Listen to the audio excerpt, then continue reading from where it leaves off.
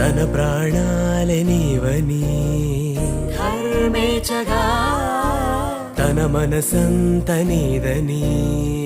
అర్థేచగా తన వలపంత నీకని కామేచగా అవధులు లేని ప్రేమకై మోక్షేచగా